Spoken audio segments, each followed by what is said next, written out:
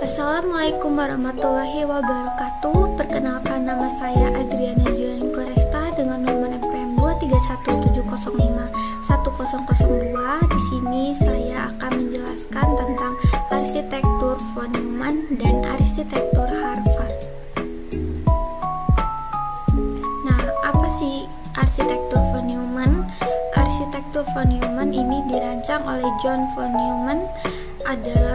Ini adalah konsep dasar untuk komputer modern yang menjelaskan komputer dengan memori tunggal yang menyimpan data dan program sekaligus.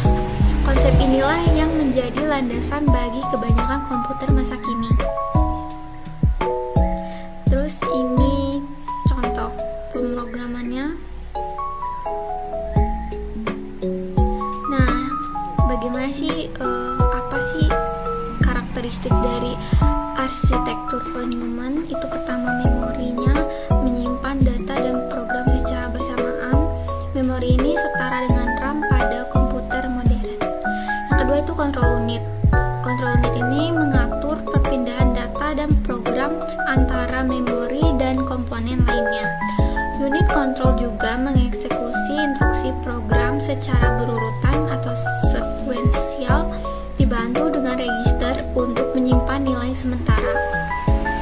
Terus input-outputnya itu memungkinkan interaksi pengguna dengan komputer melalui register internal. Yang keempat ada arithmetic logic unit atau ALU. Ini unit yang khusus menangani perhitungan data seperti penjumlahan, pengurangan, perkalian, pembagian, dan perbandingan data lebih besar dari, kurang dari, sama dengan. Terus yang terakhir ada bus.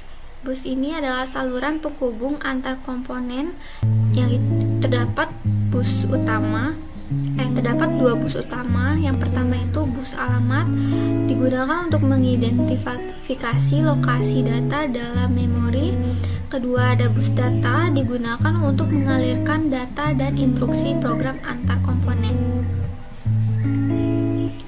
Terus ini apa sih keuntungan dan kekurangan dari von Neumann ini? Keuntungannya, memori mudah dikelola pengguna, cocok untuk komputer desktop, laptop, dan komputer performa tinggi. Akses data dari memori dan peringkat sama caranya, memudahkan pengembangan unit kontrol.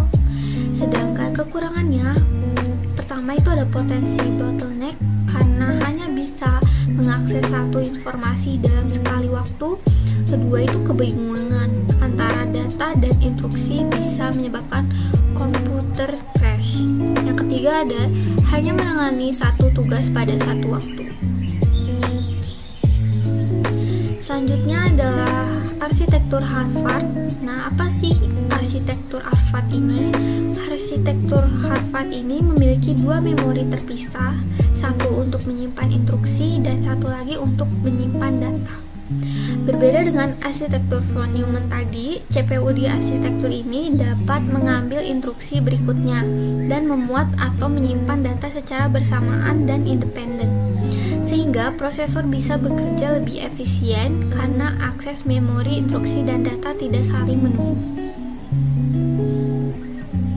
Nah, ini contoh grafiknya dari Harvard arsitektur.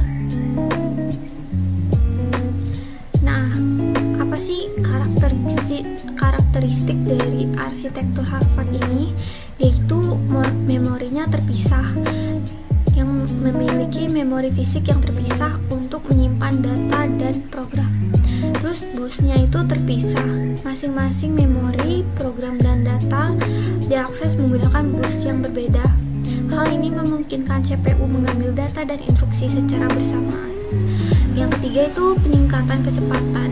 Nah, kemampuan ini mengambil data dan instruksi secara bersamaan berpotensi meningkatkan kecepatan proses. Yang keempat ada kompleksitas dan biaya. Implementasi arsitektur Harvard ini pada memori utama lebih kompleks dan mahal dibandingkan dengan arsitektur von Neumann. Yang kelima ini ada penggunaan utama. Penggunaan pertama itu ada komputer tertanam atau embedded system yang berukuran kecil. Kedua ada pemrosesan sinyal digital atau DSP. Dan yang terakhir ada penggunaan terbatas. Arsitektur Harvard ini kurang umum digunakan pada memori utama komputer modern. Ini lebih sering diterapkan pada cache CPU karena keunggulan biaya dan kompleksitasnya. Nah, apa sih keuntungan dan kekurangannya dari Harvard ini, arsitektur Harvard ini? Nah, keuntungannya itu pertama, dia memiliki 2 memori dengan 2 bus terpisah. Ini memungkinkan akses data dan instruksi secara bersamaan, tidak berurutan. Terus cara pengaksesan data dan instruksi sama sehingga lebih sederhana. Yang terakhir ada kedua memori dapat menggunakan ukuran sel yang berbeda sesuai dengan kebutuhan. Nah, kekurangannya ini memori data yang kosong itu nggak bisa digunakan untuk instruksi. Begitu juga sebaliknya. Yang kedua ini ada pengembangan unit kontrol lebih rumit dan memakan waktu. Yang ketiga ini kompleksitas hardware. Itu seperti dibutuhkan lebih banyak pin pada CPU, motherboard menjadi lebih rumit, memori RAM perlu diduplikasi, desain cache lebih kompleks, produksi komputer menjadi lebih mahal dan memakan waktu. Segitu aja penjelasan dari saya. Mohon maaf jika saya ada salah kata. Wassalamualaikum warahmatullahi wabarakatuh.